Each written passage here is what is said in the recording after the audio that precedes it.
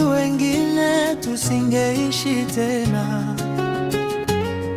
Kama mwanadamu ndiye anainua masikini, sisi wengine tusingeinuliwa. Kama mwanadamu ndiye anayepanga majima, sisi wengine tusingejulikana. Kama mwanadamu ndiye anayepanga kibali, sisi wengine tusingekubaliwa.